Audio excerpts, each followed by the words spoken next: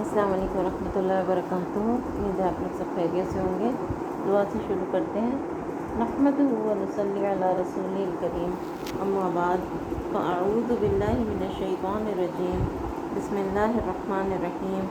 رب اشرح لی صدری ویسر لی امری واحلل عقدۃ من لسانی یفقہوا قولی واجعل لی وزیرا من اہلی۔ جو 22 ہم کر رہے تھے، آیت 35 تک کیا تھا، 36 سے شروع کرتے ہیں۔ اللہ سبحانہ و تعالیٰ فرماتے ہیں، کسی مومن مرد کے لیے یہ جائز نہیں اور نہ کسی مومن عورت کے لیے کہ جب اللہ اور رسول کسی معاملے میں فیصلہ کر دے تو پھر اسے اپنے اس معاملے میں خود فیصلہ کرنے کا اختیار ہے۔ یعنی مومن مرد اور عورت جو ہے نا کیسے ہوتے ہیں کہ جب اللہ تعالیٰ کا حکم آ جائے، اللہ سبحانہ و تعالیٰ کا فیصلہ آ جائے تو پھر وہ اپنی مرضی نہیں کرتے، پھر وہ اللہ تعالیٰ کا فیصلہ مانتے ہیں۔ اور پھر جو کوئی اللہ اور اس کے رسول کی نافرمانی کرے تو وہ صریح گمراہی میں پڑ گیا، اور جو صریح گمراہی میں پڑ گیا اس نے راستہ پھر جنت کا کھول دیا۔ 37 میں فرمایا، اے نبی صلی اللہ علیہ وسلم، یاد کیجیے وہ موقع جب تم اس شخص سے کہہ رہے تھے، یعنی زید بن حارثہ کی طرف اشارہ ہے، یہ واحد صحابی ہیں جن کا نام قرآن مجید میں آیا ہے، رضی اللہ تعالیٰ عنہ۔ تو جو آپ صلی اللہ علیہ وسلم کے غلام تھے، جنہیں آپ صلی اللہ علیہ وسلم نے آزاد کر کے اپنا منہ بولا بیٹا بنا رکھا تھا، جس پر اللہ سبحانہ و تعالیٰ نے اور تم نے احسان کیا تھا۔ یعنی اللہ تعالیٰ اور نبی صلی اللہ علیہ وسلم کا احسان کیا تھا کہ انہیں اسلام کی ہدایت ملی تھی۔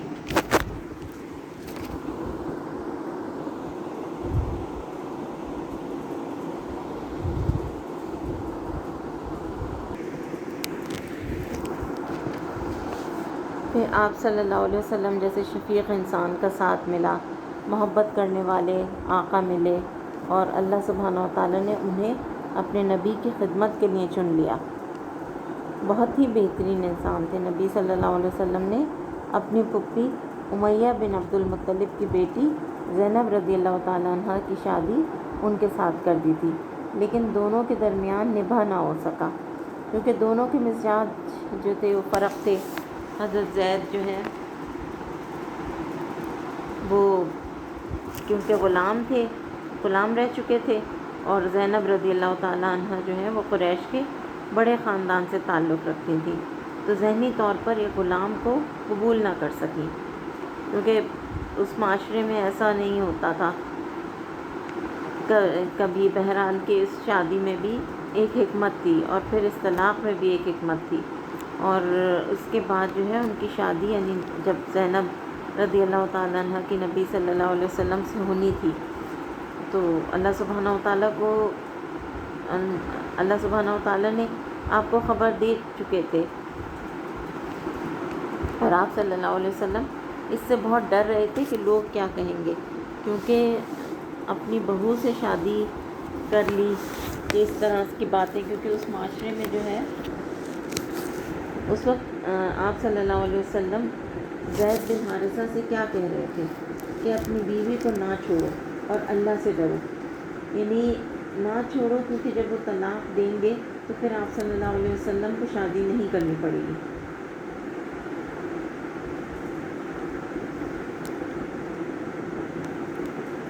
اللہ سبحانہ و تعالیٰ آپ صلی اللہ علیہ وسلم کو خبر دے چکے تھے، اور آپ صلی اللہ علیہ وسلم اس سے بہت ڈر رہے تھے کہ لوگ کیا کہیں گے کہ اپنی بہو سے شادی کر لی۔ سورۃ الاحزاب کی آیت 35 ہم نے کی تھی کل، آج 36 سے شروع کرتے ہیں۔ اللہ سبحانہ و تعالیٰ فرماتے ہیں، کسی مومن مرد کے لیے جائز نہیں اور نہ کسی مومن عورت کے لیے کہ جب اللہ اور رسول کسی معاملے میں فیصلہ کر دے تو پھر اسے اپنے اس معاملے میں خود فیصلہ کرنے کا اختیار ہے۔ یعنی مومن مرد اور عورت کیسے ہوتے ہیں کہ جب اللہ سبحانہ و تعالیٰ کا حکم آ جائے، اللہ سبحانہ و تعالیٰ کا فیصلہ آ جائے تو پھر وہ اپنی مرضی نہیں کرتے، پھر وہ اللہ سبحانہ و تعالیٰ کا فیصلہ مانتے ہیں اور سر تسلیم خم کرتے ہیں اس کے فیصلے کے آگے۔ اور جو بھی اللہ اور اس کے رسول کی نافرمانی کرے تو وہ سری گمراہی میں پڑ گیا، اور جو سری گمراہی میں پڑ گیا اس نے جنت کا راستہ کھو دیا۔ آیت 37 میں بہت ہی ایک اہم اس کے معاشرے کی، وہاں کے جو عرب کی حالت تھی اس کے بارے میں بتایا گیا ہے۔ جو وہاں کی رسم تھی اسے توڑنا تھا اللہ سبحانہ وتعالیٰ کو۔ اللہ سبحانہ وتعالیٰ فرماتے ہیں، اے نبی صلی اللہ علیہ وسلم یاد کیجئے وہ موقع جب تم اس شخص سے کہہ رہے تھے، اشارہ ہے زید بن حارث رضی اللہ تعالیٰ عنہ کا، کہ جب وہ آپ صلی اللہ علیہ وسلم کے غلام تھے جنہیں آپ صلی اللہ علیہ وسلم نے آزاد کر کے اپنا منہ بولا بیٹا بنا رکھا تھا۔ تو یہ واحد صحابی ہیں جن کا نام قرآن مجید میں آتا ہے۔ تو کیا کہہ رہے تھے آپ صلی اللہ علیہ وسلم ان سے، اور کیا حضرت زید بن حارثہ کے بارے میں فرمایا اللہ سبحانہ وتعالیٰ نے، کہ جس پر اللہ نے اور تم نے احسان کیا، یعنی اللہ سبحانہ وتعالیٰ اور نبی صلی اللہ علیہ وسلم کا احسان کیا تھا کہ انہیں اسلام کی ہدایت ملی، آپ صلی اللہ علیہ وسلم جیسے شفیق انسان کا ساتھ ملا، محبت کرنے والے آقا ملے، اللہ سبحانہ وتعالیٰ نے انہیں اپنے نبی کی خدمت کے لیے چن لیا۔ بہت ہی بہترین انسان تھے۔ نبی صلی اللہ علیہ وسلم نے اپنی پھوپھی امیہ بن عبد المطلب کی بیٹی زینب رضی اللہ تعالیٰ عنہ سے ان کی شادی کر دی تھی، لیکن دونوں کا نبھا نہ ہو سکا کیونکہ دونوں کا مزاج فرق تھا۔ زید رضی اللہ تعالیٰ عنہ جو ہیں وہ کیونکہ غلام رہ چکے تھے، اور زینب رضی اللہ تعالیٰ عنہ قریش کے بڑے خاندان سے تعلق رکھتی تھیں، تو ذہنی طور پر یہ غلام کو قبول نہ کر سکے کیونکہ اس معاشرے میں کبھی ایسا ہوتا ہی نہیں تھا۔ بہرحال اس شادی میں بھی ایک حکمت تھی، اور پھر اس طلاق میں بھی ایک حکمت تھی، اور اس کے بعد ان کی شادی جو ہے وہ یعنی زینب رضی اللہ تعالیٰ عنہ کی نبی صلی اللہ علیہ وسلم سے ہونی تھی۔ اللہ سبحانہ وتعالیٰ آپ کو خبر دے چکے تھے، اور آپ صلی اللہ علیہ وسلم اس سے بہت ڈر رہے تھے کہ لوگ کیا کہیں گے کہ اپنی بہو سے شادی کر لی۔ تو آپ صلی اللہ علیہ وسلم اس وقت زید بن حارثہ سے کیا کہہ رہے تھے کہ اپنی بیوی کو نہ چھوڑو اور اللہ سے ڈرو، یعنی نہ چھوڑو کیونکہ جب وہ طلاق نہیں دیں گے تو پھر آپ صلی اللہ علیہ وسلم کو شادی نہیں کرنی پڑے گی۔ تو اس وقت ہم اپنے دل میں وہ بات چھپائے ہوئے تھے جسے اللہ کھولنا چاہتا تھا۔ تم لوگوں سے ڈر رہے تھے، حالانکہ اللہ اس کا زیادہ حقدار ہے کہ تم اس سے ڈرو۔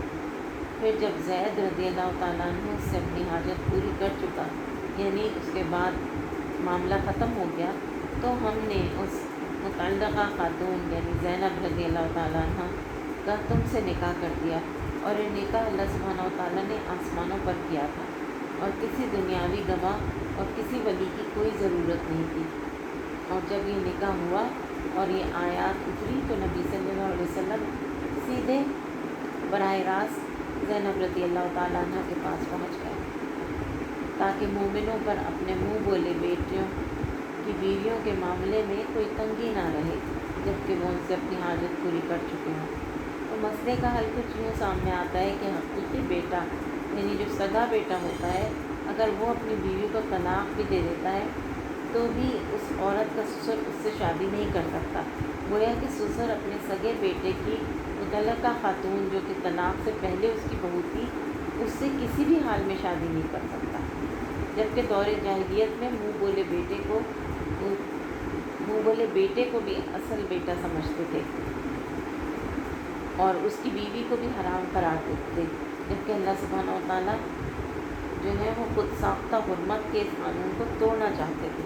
اس لیے اللہ سبحانہ وتعالیٰ نے حکم دیا کہ اس معاملے میں جاہلیت کے قانون کی پابندی نہیں کرنا ہوگی اور اسلام کے طریقے کو اپنانا ہوگا تاکہ ان کی بیویوں کے معاملے میں کوئی تنگی نہ رہے جبکہ وہ ان سے اپنی حاجت پوری کر چکے ہیں۔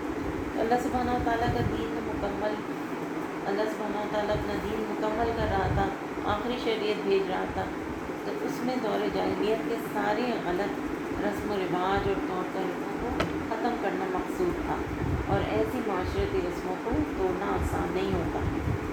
یہ جو ہے نا یہ صرف وعظ یا لیکچر سے ختم نہیں ہوتی، ان کے لیے مثال بننا پڑتا ہے، عمل کر کے دکھانا ہوتا ہے، اور یہ کوئی چھوٹا کام نہیں ہوتا، بہت بڑا کام ہوتا ہے، اور اللہ کا حکم تو عمل میں آنا ہی چاہیے تھا۔ نبی صلی اللہ علیہ وسلم پر किसी ऐसे काम में कोई रुकावट नहीं है जो अल्लाह ने उसके लिए मुकर्रर कर दिया हो, यानी फ़र्ज़ कर दिया हो। ये अल्लाह सुब्हानहू व तआला की सुन्नत है उन सब अनबिया के मामले में। यही रही है सुन्नत अल्लाह सुब्हानहू व तआला की जो पहले गुजर चुके हैं। और अल्लाह का हुक्म एक कतई तयशुदा फैसला होता है। अल्लाह सुब्हानहू व तआला ने दे दिया तो बस मानना ही मानना है। आयत 39 में फरमाया ये अल्लाह सुब्हानहू व तआला की सुन्नत है कि उन लोगों के लिए जो अल्लाह सुब्हानहू व तआला के पैगामात पहुँचाते हैं और उसी से डरते हैं और एक अल्लाह के सिवा किसी से नहीं डरते हैं, और मुहासबे के लिए बस अल्लाह ही काफ़ी है। यानी दीन के दाई को उनके उन तमाम हक़ाइक़ को खोल कर बयान करना होता है। बाज़ औक़ात अपनी अमली ज़िंदगी में उन्हें अमली मिसाल के ज़रिए कायम करके दिखाना होता है, जिसकी माशरे में कोई पजीराई नहीं होती, बल्कि बहुत मुखालफत हो रही होती है।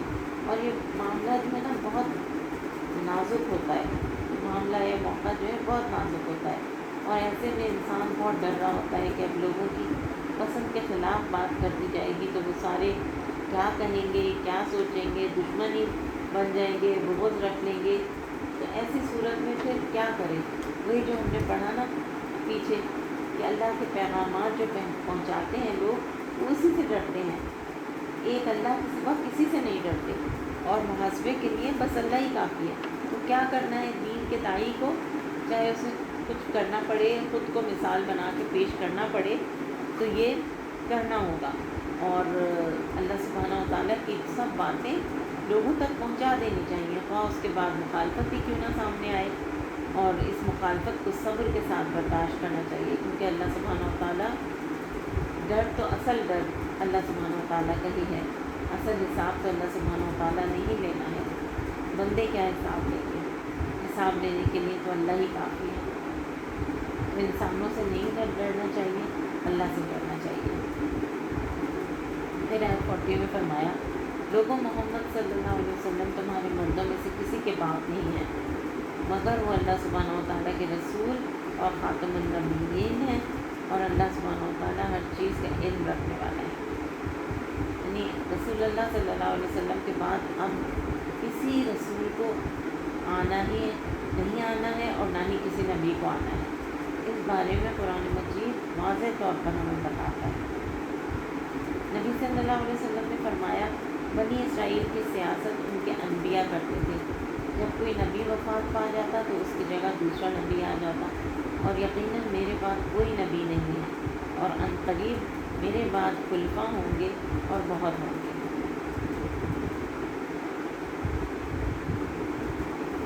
तो ये बता दिया। अच्छा, इसमें भी ये है कि लोग ये सवाल करते हैं कि कैसे पता कि कुरान आखिरी किताब है।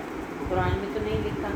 हाँ, कुरान में ज़िक्र नहीं है कि ये कुरान जो है ये आखिरी आसमानी किताब है, लेकिन बात यही है कि यहाँ जो समझ आती है गौर व फिक्र करने वालों में और यानी इल्म रखने वालों में, कि जब फरमा दिया अल्लाह सुब्हानहू व तआला ने कि आप ख़ातिमुन नबिय्यीन हैं, तो जब कोई नबी नहीं आएगा तो किताब कैसे आएगी?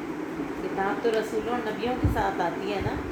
तो ये साबित हो गई बात कि कोई किताब और नहीं आएगी। फिर अल्लाह सुब्हानहू व तआला फरमाते हैं आयत 43 में वही है जो तुम पर रहमत फरमाता है और उसके मलाइका तुम्हारे लिए दुआएं रहमत करते हैं ताकि वो तुम्हें तारीकियों से रोशनी में निकाल लाए। वो मोमिनों पर बहुत मेहरबान है। जिस रोज़ वो उससे मिलेंगे उनका इस्तक़बाल सलाम से होगा और उनके लिए अल्लाह ने बड़ा बाइज़्ज़त अजर फराहम कर रखा है। ए नबी सल्लल्लाहु अलैहि वसल्लम, हमने तुम्हें भेजा है गवाह बनाकर, बशारत देने वाला और डराने वाला बनाकर, और अल्लाह की इजाज़त से उसकी तरफ दावत देने वाला बनाकर और रोशन चिराग बनाकर। ये नबी सल्लल्लाहु अलैहि वसल्लम की मुख्तलिफ़ हैसियतें हैं जो यहाँ बयान की गई हैं। लेकिन लोग आपको बहुत अज़ियतें देते थे। अल्लाह सुब्हानहू व तआला फरमाते हैं कि छोड़ो इन अज़ियतों को, नज़रअंदाज कर दो, जो बातें ये करते हैं जाने दो, और अल्लाह सुब्हानहू व तआला पर तवक्कुल करो, और वो काफ़ी है अल्लाह सुब्हानहू व तआला का साथ। फिर फरमाया आयत 49 में जब तुम मोमिन औरतों से निकाह करो तो پھر انہیں ہاتھ لگانے سے پہلے طلاق دے دو تو تمہاری طرف سے ان پر کوئی عدت لازم نہیں ہے جس کے پورے ہونے کا تم مطالبہ کر سکو. یعنی لڑکی کا نکاح ہوا، رخصتی نہیں ہوئی اور رخصتی سے پہلے ہی طلاق دے دی تو پھر عورت پر عدت نہیں ہوتی. لہٰذا انہیں کچھ مال دو اور بھلے طریقے سے رخصت کر دو. یہ ہے نا کہ اب اگر غور کریں تو سورۃ الاحزاب میں ایک طرف جنگ کی باتیں ہیں اور جنگ کی باتیں بھی غزوہ خندق کے جس میں اللہ سبحانہ وتعالیٰ خود یہ فرما رہے ہیں کہ اس دن مومن ہلا مارے گئے، اتنی شدید آزمائش. اور دوسری طرف یہ سب معاشرتی احکامات ہیں، نکاح اور طلاق کی باتیں، شادیوں کی باتیں، یعنی یہ کہ دین اور دنیا سب کچھ ساتھ ساتھ چل رہا ہے اور بیچ میں ذکر کثیر کی باتیں ہیں. اور ہم کیا سمجھتے ہیں، ہمیں لگتا ہے کہ نہیں بھائی چلو اب سب فارغ ہو جائیں، اب اس ذمہ داری سے فارغ ہو جائیں تو پھر دین پر عمل کرنا شروع کریں گے، آسانی سے ذرا بیٹھ جائیں، ایک کمرہ گوشہ بنا کے بیٹھ جائیں گے، پھر اس سے فارغ ہو جائیں، پھر یہ کر لیں، بیٹے کی شادی کر لیں، بیٹی کی شادی کر لیں اور گھر بن جائے ہمارا اور سب سیٹ ہو جائے، حج کر کے آ جائیں، پھر اس کے بعد بیٹھیں گے ہم سب یہ کام کرنے کے لیے. یہ دین نہیں ہے. ساری چیزیں ساتھ ساتھ ہی چلتی ہیں. یہ کام کرتے کرتے پتہ نہیں کب اللہ سبحانہ و تعالیٰ آپ کو اپنے پاس بلا لے، کچھ پتہ نہیں چلتا. اب یہ ہے نا کہ ہم سمجھتے ہیں کہ دین ایسے ہوگا، اس پر عمل، لیکن یہ دین نہیں ہے. اسلام ایسا دین ہے جس میں دین اور دنیا بالکل ساتھ ساتھ برابر میں چلتی ہے. دنیا میں جو کچھ ہم کرتے ہیں وہ سب دین بن جاتا ہے اگر ہم اللہ سبحانہ و تعالیٰ کی مرضی کے مطابق کرتے ہیں. اور دوسری بہت اہم بات سورہ احزاب میں یہی پتہ چلتی ہے کہ زندگی مسلسل جد و جہد کا نام ہے. ایک آزمائش سے نکلے، دوسرے میں چلے گئے اور پھر تیسرے میں، پھر یہ اب جیسے اس غزوہ احزاب کی بات ہوئی، اس میں مشرکین سے مقابلہ تھا، پھر یہودیوں کا معاملہ آیا، پھر اس کے بعد یہ رسم توڑنی تھی اللہ سبحانہ و تعالیٰ کو، اور یہ مسلسل یعنی ہے کہ چلتا ہی رہا ہے. زندگی نام ہی اسی چیز کا ہے کہ ان چیزوں میں تم پڑھو گے.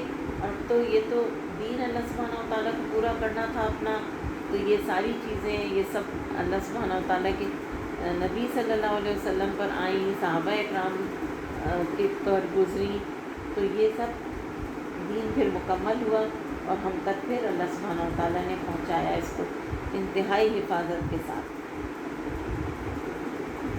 پھر آیت 50 میں نبی صلی اللہ علیہ وسلم سے خطاب ہے کہ اے نبی صلی اللہ علیہ وسلم، ہم نے تمہارے لیے حلال کر دی تمہاری وہ بیویاں جن کے تم نے مہر ادا کر دیے ہیں. اور یہاں پر نبی صلی اللہ علیہ وسلم کی زیادہ شادیوں کا ذکر ہے، کیونکہ لوگ جو ہے نا غیر مسلم خاص طور سے بہت بڑا ایشو بناتے ہیں اور ان کے جھوٹے پروپیگنڈے سے کبھی خود بھی مسلمان بھی متاثر ہو جاتے ہیں اور آپ صلی اللہ علیہ وسلم کی ذات کے بارے میں شک کرنے لگتے ہیں اور بددل ہو جاتے ہیں. تو جیسے کہ پیچھے ہم نے پڑھا تھا کہ جیسے نبی صلی اللہ علیہ وسلم کی بیویوں کو کہا گیا کہ تم عام عورتوں کی طرح نہیں ہو، اسی طرح خود نبی صلی اللہ علیہ وسلم بھی عام مردوں کی طرح نہیں ہیں، عام مردوں سے ہٹ کے ان کے لیے قاعدے ہیں. آپ صلی اللہ علیہ وسلم کی ذمہ داریاں زیادہ ہیں اور مختلف طریقے سے ہیں. اب دیکھیں نا، اب جیسے یہ اوپر ہی جو مثال دی گئی ہے حضرت زینب کی، تو یہ ہے کہ کیوں شادی کی اللہ سبحانہ و تعالیٰ نے، کیوں شادی کرائی حضرت زینب کی نبی صلی اللہ علیہ وسلم سے؟ کیونکہ وہ ایک رسم کو توڑنا تھا. تو آپ صلی اللہ علیہ وسلم کی شادیاں ایسے ہی اسی طرح ہوئی ہیں کہ لوگوں کے لیے مثال بن جائیں آگے. کہ یہی وہی بات ہے کہ آپ صلی اللہ علیہ وسلم دوسرے مردوں کی طرح نہیں ہے، ورنہ کیا تھا کہ حضرت خدیجہ رضی اللہ تعالیٰ عنہ کے ساتھ 25 سال ایک نکاح میں رہے تھے. اس کے بعد حضرت سودا رضی اللہ تعالیٰ عنہ سے شادی کی. پھر وہ جو تھی وہ بیوہ خاتون تھیں، بہت خوبصورت بھی نہیں تھیں، بھاری برکم تھیں، اور ان کے ساتھ بھی کافی عرصہ اکیلے رہے. پھر اس کے بعد عائشہ رضی اللہ تعالیٰ عنہ سے شادی کی. تو یہاں پر یہ بتایا گیا ہے کہ وہ بیویاں آپ صلی اللہ علیہ وسلم کے لیے حلال ہیں جن کے آپ نے کر دیا ہوں تاکہ عام مومن مرد بھی خواتین کے حقوق مہر کی ادائیگی پابندی سے کریں۔ مہر کی پابندی بے انتہا ضروری ہے۔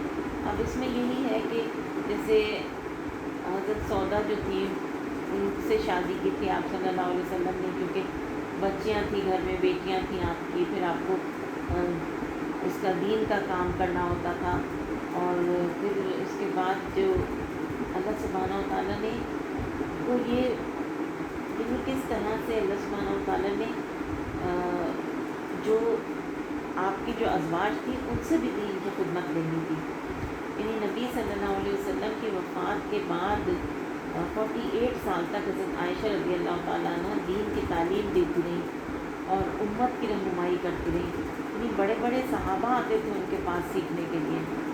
اگر وہ اس نوجوانی کی عمر میں نہ سیکھتی اور بڑی عمر کے خاتون ہوتی تو بڑی عمر کی خواتین تو پہلے ہی رخصت ہو چکی تھی یا موجود بھی نہیں تھی، تو وہ اس طریقے سے کام نہیں کر سکتی تھی۔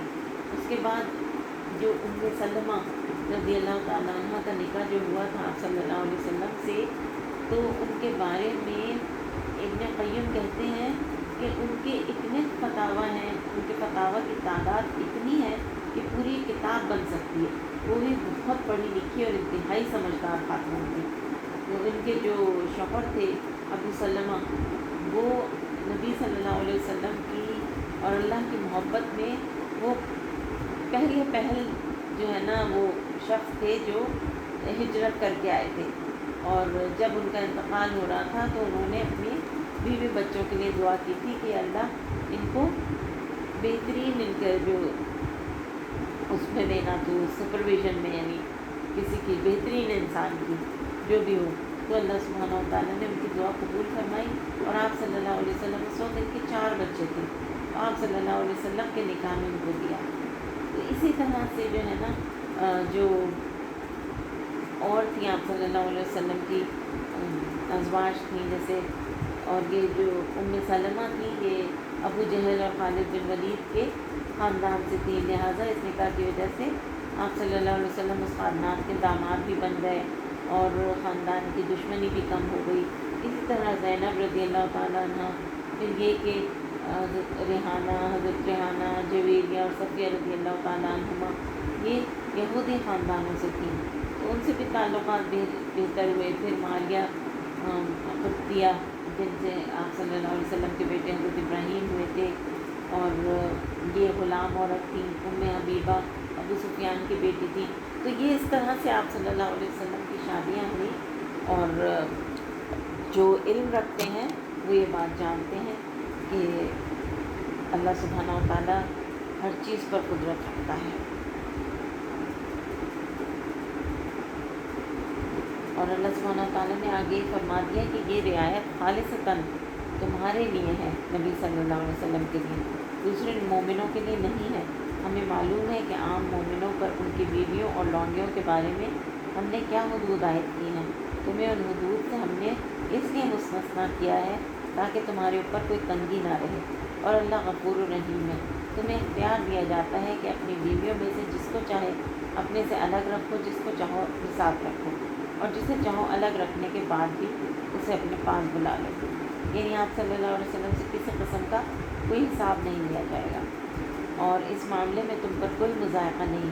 اس طرح زیادہ توقع ہے کہ ان کی آنکھیں ٹھنڈی رہیں اور وہ رنجیدہ نہ ہو، اور جو کچھ بھی تم انہیں دو گے وہ سب اس پر راضی رہیں گے، یعنی فرض نہ ہونے کے باوجود بھی آپ صلی اللہ علیہ وسلم نے ان کے ساتھ پورا انصاف کیا تھا، سب کی باریاں تھیں، اور اس وجہ سے پھر وہ خوش بھی بہت تھیں آپ صلی اللہ علیہ وسلم سے۔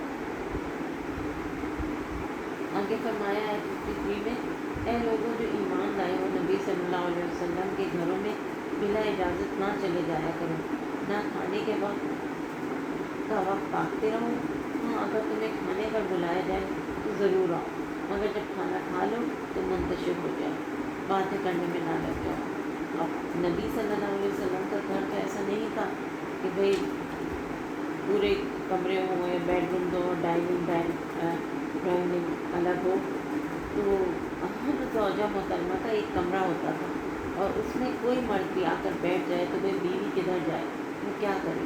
تو حضرت زینب رضی اللہ تعالیٰ عنہ کا جب نکاح ہوا تھا اسی کمرے میں ایک طرف وہ بیٹھی ہوئی تھی اور ایک طرف جن لوگوں کو ولیمے کی دعوت کے لیے بلایا تھا وہ کھانا کھا کے گئے تھے اور کچھ لوگ بیٹھ کر باتیں کرنے لگے۔ اب آپ صلی اللہ علیہ وسلم نے بھی ادھر ادھر چکر بھی لگایا، واپس آئے آپ صلی اللہ علیہ وسلم شرما رہے تھے، خود تو کچھ نہیں کہہ سکتے تھے، اللہ سبحانہ تعالیٰ نے آیات نازل کر دی۔ ہمیں بھی یہ جو ہے نا مجلسی آداب جاننے چاہیے، خصوصاً ڈنر پر اگر کوئی بلائے تو رات بہت دیر تک نہیں بیٹھنا چاہیے، تو پھر گھر والوں کو ہی تکلیف ہوتی ہے، وہ پتہ نہیں کتنے تھکے ہوئے ہوتے ہیں، پھر ان کا ایک روٹین ہوتا ہے، ان کی پرائیویسی میں خلل آتا ہے، سونے کا وقت ہوتا ہے، تاخیر سے سونے سے پھر فجر کی نماز بھی جانے کا اندیشہ ہوتا ہے اور تہجد تو ضروری متاثر ہوتی ہے۔ اور مگر جب کھانا کھا لو تو منتشر ہو جاؤ، باتیں کرنے نہ لگو۔ یعنی یہاں ایک اور حرکت بھی پکڑی گئی ہے کہ یہ مت دیکھو کہ گھر میں کب کھانا پکتا ہے، اس کے خوشبو جب آنے لگے اس وقت جا کے بیٹھ جاؤ، جب تو ضرور کھانا کھانے کا کہیں گے۔ تو یہ ایک بہت ہی بری حرکت ہے کہ انسان کھانے کے وقت کسی کے گھر چلا جائے، اللہ یہ کہ کوئی بہت مجبوری ہو، کوئی کسی دوسرے شہر سے آیا ہو یا پہلے سے اطلاع دے کر رکھی ہو تو بات اور ہے، اور پھر یہ کہ کھانا کھا کر وہاں براجمان نہ ہو جائے بلکہ چلے جائیں۔ تمہاری یہ حرکتیں نبی صلی اللہ علیہ وسلم کو تکلیف دیتی ہیں، مگر وہ شرم کے مارے کچھ نہیں کہتے، اور اللہ حق بات کہنے سے نہیں شرماتا، اس لیے اللہ نے کھول کر بتا دیا ہمیں کہ تمہاری خرابیاں کیا ہیں۔ نبی صلی اللہ علیہ وسلم کی بیویوں سے اگر تمہیں کچھ ماننا ہو تو پردے کے پیچھے سے مانگا کرو۔ مردوں کو یہی حکم دیا گیا ہے، سامنے سے نہیں، بغیر حجاب کے نہیں، حجاب کے پیچھے سے۔ کیوں حجاب؟ کیوں؟ یہ آیت حجاب کی ضرورت بتاتی ہے۔ اب یہ آیت جو ہے بتائی گی ضرورت حجاب کی، کیا ہے وہ؟ کہ یہ تمہارے اور ان کے دلوں کی پاکیزگی کے لیے زیادہ مناسب کرے گا، یعنی اس سے دل پاکیزہ رہیں گے۔ انس رضی اللہ تعالیٰ عنہ بیان کرتے ہیں کہ میں نبی صلی اللہ علیہ وسلم کا خادم تھا، بغیر اجازت طلب کیے گھر میں آتا جاتا تھا۔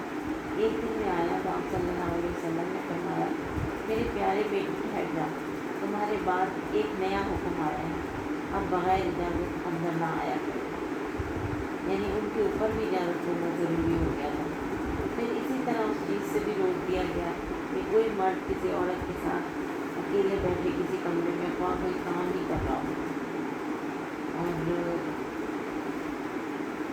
سسرالی رشتہ داروں کے لیے تو سے رسول اللہ صلی اللہ علیہ وسلم نے فرمایا عورتوں کے پاس جانے سے بچو۔ اس پر انصار کے ایک صحابی نے عرض کیا، یا رسول اللہ دیور کے متعلق آپ کی کیا رائے ہے؟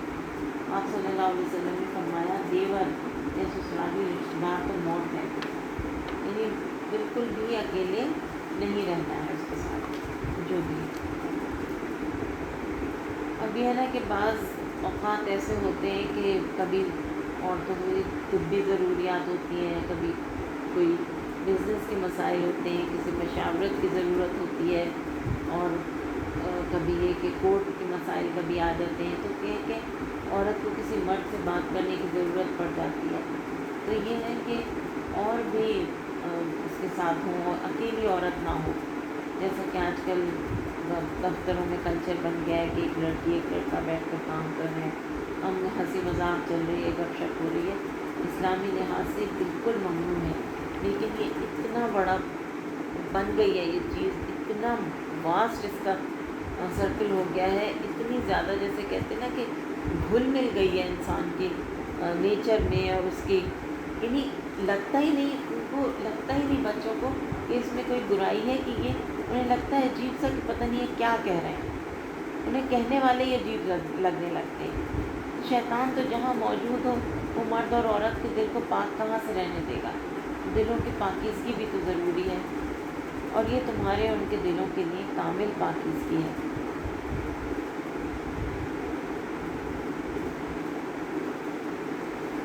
پھر آگے فرمایا آیت 57-58 میں، اور کچھ لوگ اللہ اور اس کے رسول کو اذیت دیتے ہیں، یعنی کچھ سلام بھیجتے ہیں اور کچھ اذیت دیتے ہیں۔ تو فرمایا جو لوگ اللہ اور اس کے رسول کو اذیت دیتے ہیں ان پر دنیا اور آخرت میں اللہ نے لعنت فرمائی ہے، اور ان کے لیے رسواکن عذاب مہیا کر دیا گیا ہے۔ اور جو لوگ مومن عورتوں اور مومن اور مردوں اور عورتوں کو بے قصور اذیت دیتے ہیں انہوں نے ایک بڑے بہتان اور صریح گناہ کا وبال اپنے سر لے لیا ہے۔ تو یہ ہے کہ انسان جو ہے نا، اللہ سبحانہ و تعالیٰ فرماتے ہیں کہ اللہ کی نافرمانی سے پرہیز کرنا ہے، اور اللہ تو ہر چیز پر نگاہ رکھتا ہے۔ تو پردے کا اصل مقصد کیا ہے؟ قلب و نظر کی طہارت، عصمت اور عزت کی حفاظت، کیونکہ عورت کی عزت و عصمت بہت قیمتی ہے، عورت بہت قیمتی ہے، وہ مردوں کے لیے کھلونا نہیں ہے۔ اور پھر آیت 56 میں بتایا کہ اللہ اور اس کے فرشتے نبی صلی اللہ علیہ وسلم پر درود بھیجتے ہیں، اے ایمان والو تم بھی ان پر درود و سلام بھیجو۔ نبی صلی اللہ علیہ وسلم پر جو شخص بھی درود بھیجے اس پر 10 رحمتیں نازل ہوتی ہیں، 10 گناہ معاف ہوتے ہیں، اور جو نہ بھیجے تو رسول اللہ صلی اللہ علیہ وسلم نے فرمایا کہ وہ آدمی جس کے سامنے میرا تذکرہ کیا گیا اور وہ مجھ پر درود بھیجنا بھول گیا تو اس نے جنت کا راستہ خطا کر دیا۔ آپ صلی اللہ علیہ وسلم نے فرمایا بخیل وہ ہے جس کے سامنے میرا ذکر ہو اور وہ مجھ پر درود نہ بھیجے۔ تو اس سے کیا پتہ چلتا ہے کہ ہمارا اسلام براہ راست آپ صلی اللہ علیہ وسلم کو ہمارا سلام براہ راست نہیں پہنچتا آپ صلی اللہ علیہ وسلم کو، بلکہ فرشتے لکھ کر لے کر جاتے ہیں اور جا کر آپ کو بتاتے ہیں کہ کس کس نے آپ کے لیے سلام بھیجا ہے۔ تو کثرت سے پھر آپ صلی اللہ علیہ وسلم کو سلام بھیجا جائے۔ ایک دفعہ درود شریف پڑھ لیتے ہیں، اللہم صلی علی محمد۔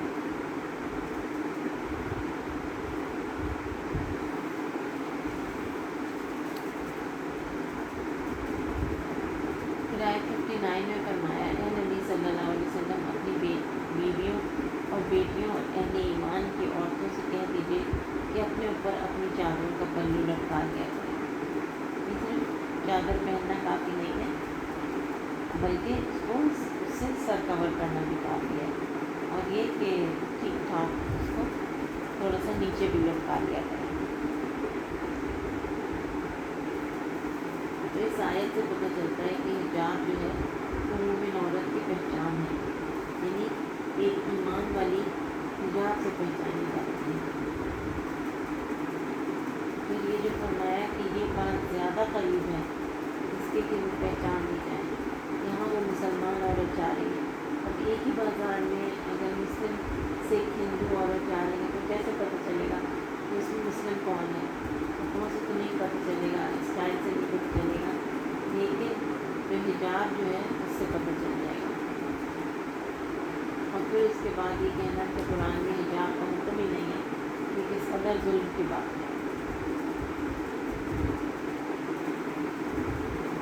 پھر منافقین کے بارے میں بات ہوئی، ان کے دلوں میں خرابی ہے اور مدینہ میں وہ عجیب قسم کی افواہیں پھیلاتے ہیں اور اپنی حرکتوں سے باز نہیں آتے، تو ان کے خلاف کارروائی کرنے کے لیے اٹھا کھڑا کریں گے وہ، پھر اس شہر میں مشکل سے ہی تمہارے ساتھ رہ سکیں گے، ان پر ہر طرف سے لعنت کی بوچھاڑ ہو جائے گی، جہاں کہیں پائے جائیں گے پکڑے جائیں گے اور بری طرح مارے جائیں گے۔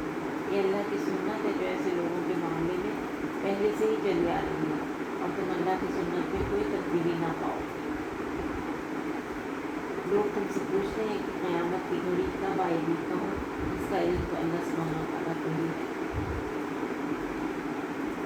70 میں فرمایا اے ایمان لانے والوں اللہ سے ڈرو اور ٹھیک بات کیا کرو، اللہ تمہارے اعمال درست کر دے گا اور تمہارے قصوروں سے درگزر فرمائے گا۔ جو شخص اللہ اور اس کے رسول کی اطاعت کرے اس نے بڑی کامیابی حاصل کر لی۔ ہم نے اس امانت کو آسمانوں اور زمین اور پہاڑوں کے سامنے پیش کیا تو وہ اسے اٹھانے کے لیے تیار نہ ہوئے اور اس سے ڈر گئے، مگر انسانوں نے اسے اٹھا لیا۔ اس چیز کو اللہ سبحانہ تعالیٰ نے شریعت پیش کی، جو کتاب پیش کی، اللہ سبحانہ تعالیٰ کی اور اس کے رسول صلی اللہ علیہ وسلم کی کتاب، لیکن इंसान ने उसे उठा लिया, बेशक वो बड़ा जालिम और जाहिल है। यानी एक बार या अमानत को उठाने का लाजमी नतीजा ये है कि अल्लाह मुनाफिक मर्दों और औरतों और मुशरिक मर्दों और औरतों को सज़ा दे और मोमिन मर्दों और औरतों की तौबा कबूल करे। अल्लाह दरगुजर फरमाने वाला और रहीम है।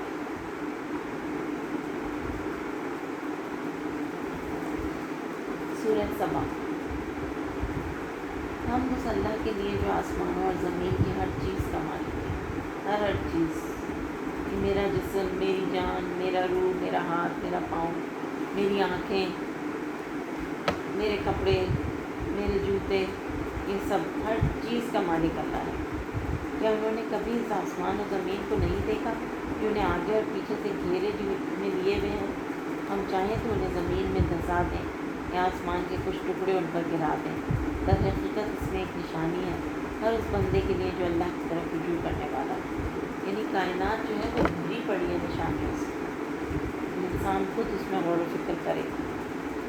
दाऊद अलैहिस्सलाम का जिक्र है आयत 10 में, जहाँ आता है फजल का जिक्र आता है। अल्लाह ने उन्हें कुछ बहुत इजाफी चीज़ें दे रखी थी, बहुत ज़्यादा दिया था। फरमाया हमने दाऊद को अपने हाथ से बड़ा फजल अता किया था। हमने हुक्म दिया ए पहाड़ों इसके साथ हम आहंगी करो। यही हुक्म हमने परिंदों को दिया था। तो दाऊद अलैहिस्सलाम पे ज़ुबूर नाज़िल फरमाई किया था। और फिर क्या हुआ था कि लोहे को उसके लिए नरम कर दिया था, जैसे वो प्लेडो होता है ना, उस तरह से लोहा उनके हाथ में नरम हो जाता था।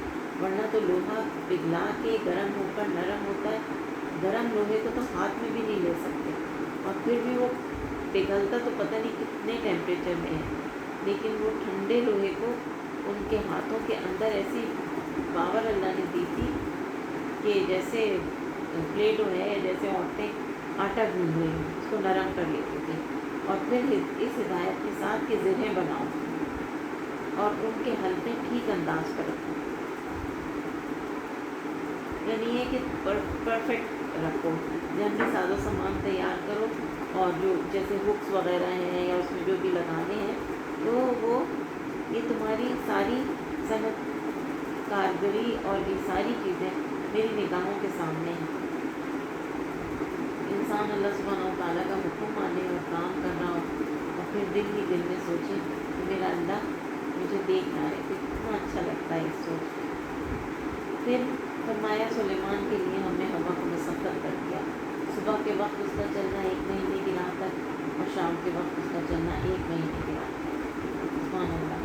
आज का इंसान जहाज़ उड़ाकर समझता है कि वो बहुत तरक्की कर गया, जबकि अल्लाह सुब्हानहू व तआला ने सुलेमान अलैहिस्सलाम के लिए हवा को इस तरह मुसख्खर किया था कि वो उस पर एक जगह से दूसरी जगह बैठकर जाकर उतरते, और सिर्फ आप नहीं, आपका पूरा का पूरा लश्कर होता वो अपने ऊपर उठा कर ले जाते हैं।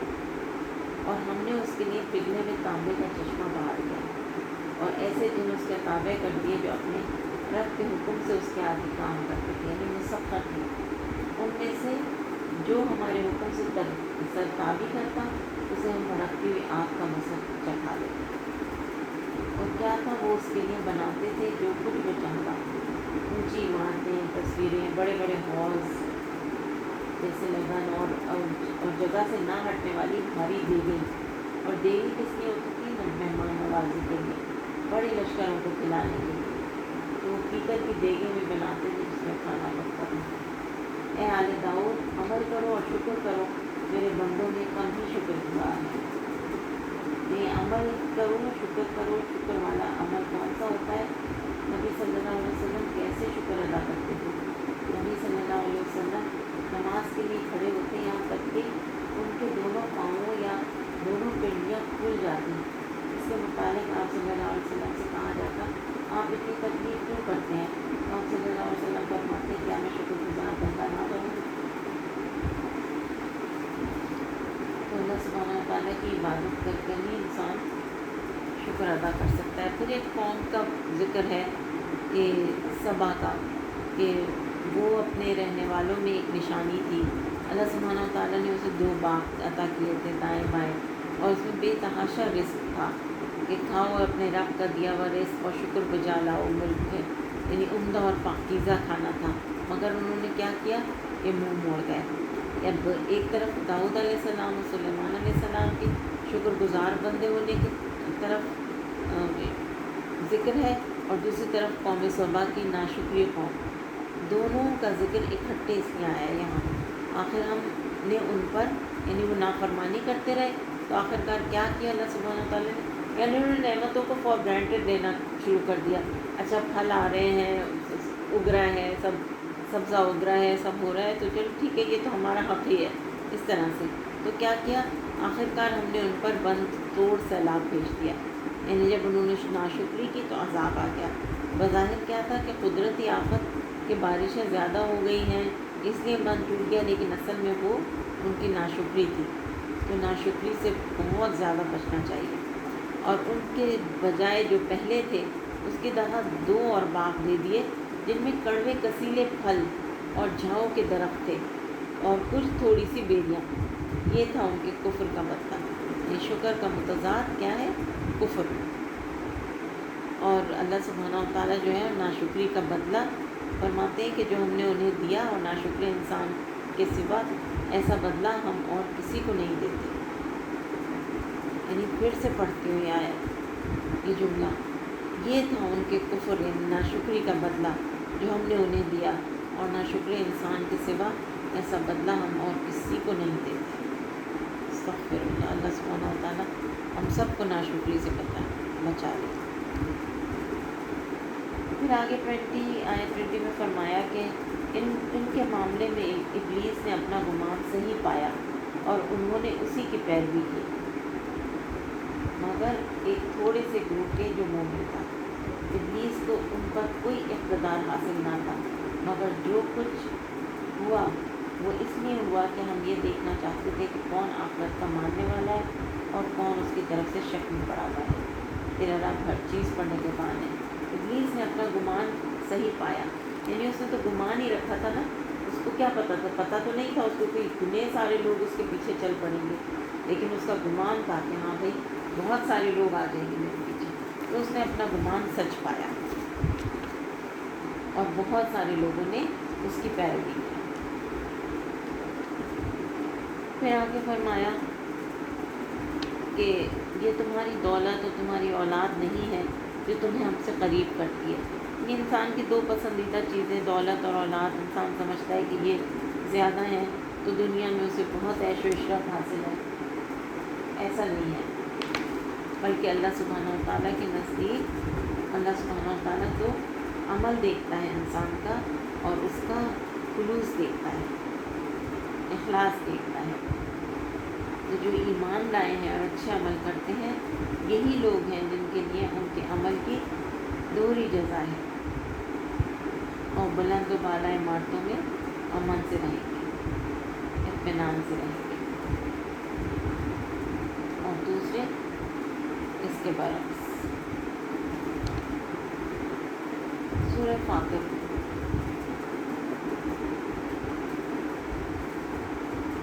مکی صورت ہے۔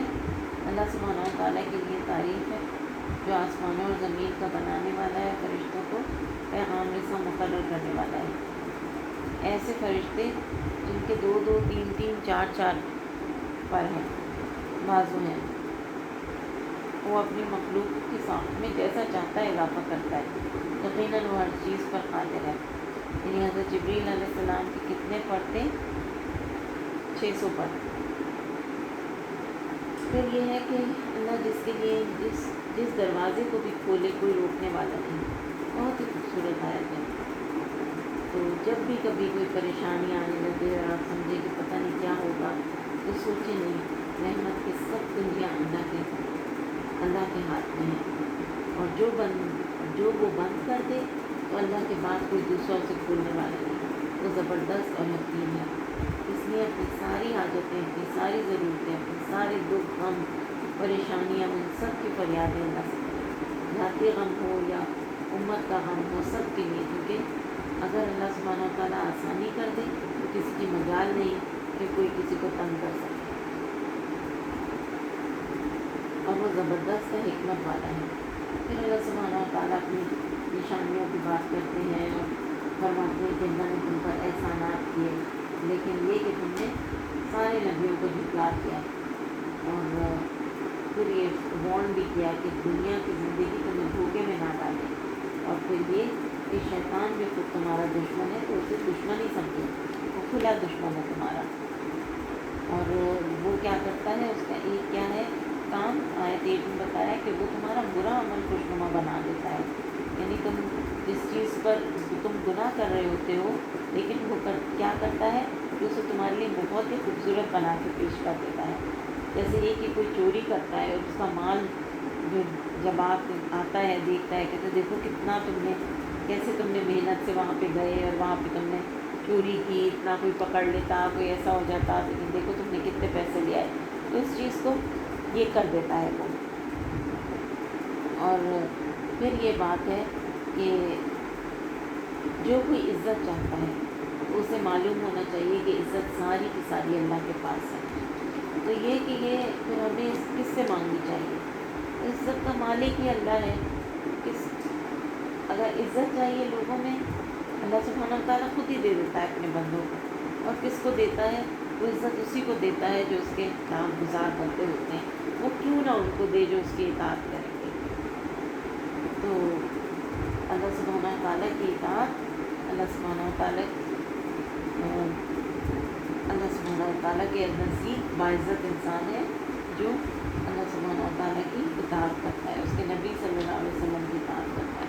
پھر انسان کی تخلیق کے کچھ واقعات اللہ سبحانہ وتعالیٰ نے بتائے ہیں، اور پھر کچھ اور نعمتیں بتائی ہیں کہ تم پانی میں تم دیکھتے ہو کہ کشتیاں کیسے چلتی ہیں، اور پھر یہ بتایا ہے کہ ٹیم میں کہ کوئی بوجھ اٹھانے والا کسی دوسرے کا بوجھ نہ اٹھائے گا، اور اگر کوئی لگا ہوا نفس اپنا بوجھ اٹھانے کے لیے پکارے گا تو اس کے بار کا ایک ادنا حصہ بھی بٹانے کے لیے کوئی نہیں آئے گا، اور آج جو کچھ ہم کرتے ہیں اس کے ذمہ دار ہم خود ہیں، چاہے وہ کوئی قریب ترین رشتہ داری کیوں نہ ہو، باپ بیٹا بہن بھائی ہی کیوں نہ ہو۔ اے نبی صلی اللہ علیہ وسلم، تم صرف انہی لوگوں کو متنبع کر سکتے ہو جو بن دیکھے اپنے رب سے ڈرتے ہیں اور نماز قائم کرتے ہیں، ان کے دل نرم ہوتے ہیں۔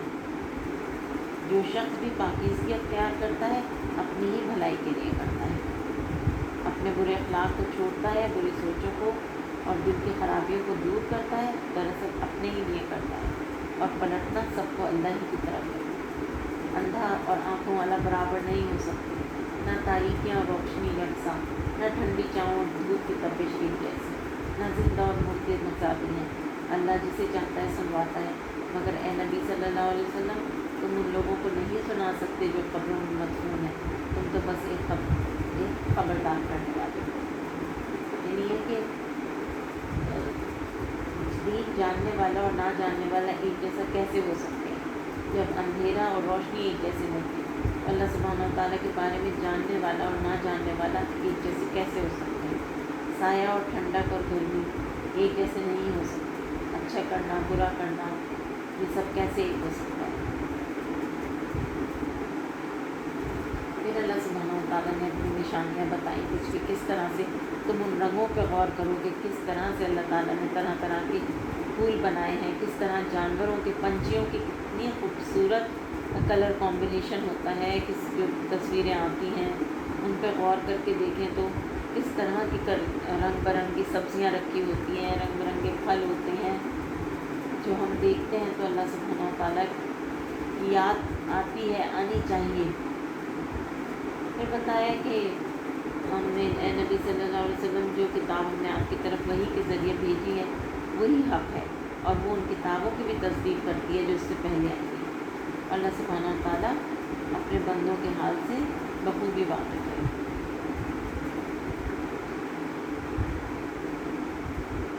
پھر ہم نے اس کتاب کا وارث بنا دیا ان لوگوں کو جنہوں نے اپنے وراثت کے لیے اپنے بندوں میں سے چن لیا، یعنی امت محمد صلی اللہ علیہ وسلم، ہم لوگ۔ ان میں سے کوئی تو اپنے نفس پر ظلم کرنے والا ہے، یعنی جو امتی ہونے کا حق ادا نہیں کر رہا، اسے دین کی سمجھ نہیں ہے، اس کا عمل اس کے مطابق نہیں ہے جو محمد صلی اللہ علیہ وسلم لے کر آئے ہیں، اور کوئی بیچ کی راہ میں ہے، یعنی آہستہ درمیانی رفتار سے چل رہا ہے، اور کوئی اللہ کی اذن سے نیکیوں میں سبقت کرنے والا ہے۔ دوڑنے والے کو کہتے ہیں، سابق کہتے ہیں دوڑنے والوں کو، جو نیکیوں میں دوڑنے والا ہے وہ چلتا نہیں دوڑتا ہے، اتنے زیادہ اچھے کام کرتا ہے تیزی سے، اور یہی بہت بڑا فضل ہے، اور ہمیشہ رہنے والی جنتیں ہیں جن میں یہ لوگ داخل ہیں۔ پھر اللہ سبحانہ و تعالیٰ نے بتایا آیت 38 میں کہ اللہ سبحانہ و تعالیٰ ہر چیز سے واقف ہے، زمین اور آسمان کی۔ پھر سورہ یاسین، اللہ سبحانہ و تعالیٰ نے فرمایا قسم ہے قرآن حکیم کی کہ تم یقیناً رسولوں میں سے ہو، یعنی قرآن گواہ ہے، حکمت سے بھرپور قرآن کہ تم اللہ سبحانہ و تعالیٰ کی طرف سے بھیجے ہوئے ہو، اور جو کلام تم انہیں پیش کر رہے ہو وہ کسی انسان کا بنایا ہوا نہیں ہے۔ اور پھر یہ کہ وہی بات ہے کہ تم نصیحت نہیں کر سکتے، جو انسان ان کے لیے ایسا ہے کہ تم انہیں خبردار کرو یا نہ کرو، یہ تو نہیں مان کے دیں گے۔ اور پھر اس کے بعد بتا دیا ایک قوم کا واقعہ بتایا کہ جس میں اس بستی میں رسول آئے، 2 رسول تھے، اور پھر ایک تیسرا مدد کے لیے اللہ سبحانہ و تعالیٰ نے بھیجا، لیکن وہاں کے لوگوں نے تو انکار ہی کیا، رسولوں کو جھٹلا دیا۔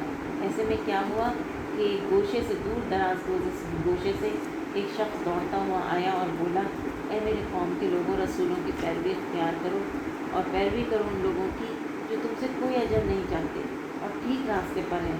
یعنی یہ بہت بڑی ایک بات ہے کہ بھئی وہ اگر تمہیں کچھ بتا رہے ہیں اور اس کی کوئی چارجز بھی نہیں لے رہے تو کیوں، اس میں سوچنے کی بات ہے نا، یہ سچ کہہ رہے ہیں، صرف تمہاری بھلائی کے لیے کہہ رہے ہیں، لیکن یہ کہ وہ جھٹلانے والے تھے۔ اور آیت 23 میں پھر بتایا کہ پارہ 23 میں آیت 22 میں بتایا کہ آخر کیوں نہ میں اس ہستی کی بندگی کروں جس نے مجھے پیدا کیا اور جس کی طرف ہم سب کو، تم سب کو پلٹ کر جانا ہے۔ اور پھر اس کے بعد یہ شخص کو ان لوگوں نے قتل ہی کر دیا، مان کے نہ دیا۔ رسول اللہ صلی اللہ علیہ وسلم نے فرمایا اللہ مال اسے بھی دیتا ہے جس سے محبت کرتا ہے اور اسے بھی دیتا ہے جس سے محبت نہیں کرتا، لیکن ایمان صرف اسے دیتا ہے جس سے وہ محبت کرتا ہے۔ بس جب اللہ کسی بندے سے محبت کرتا ہے تو اسے ایمان عطا کرتا ہے۔ رسول اللہ صلی اللہ علیہ وسلم نے فرمایا جس نے یہ 3 کام سر انجام دیے تو وہ ایمان کا مزہ چکھ لے گا، جس نے صرف اکیلے اللہ کی عبادت کی اور بے شک اللہ کے سوا کوئی الہ نہیں، اور اس نے اپنے دل کی خوشی کے ساتھ زکوٰۃ ادا کی جو ہر سال اس پر فرض ہوتی ہے۔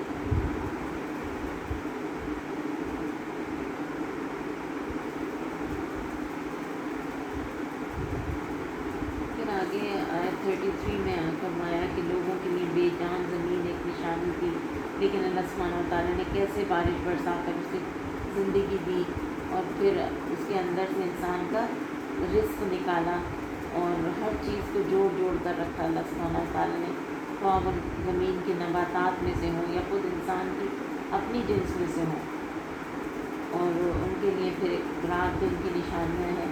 یہاں بہت سی آیات ان کے نشانیوں کا ذکر ہے۔ پھر حضرت نوح علیہ السلام کی طرف اشارہ ہے کہ کیسے ان کی نسل کو بھری ہوئی کشتی میں سوار کر دیا، اور پھر یہ کشتیاں پھر پیدا کی جو انسانوں نے پھر اپنے کام میں لگائیں۔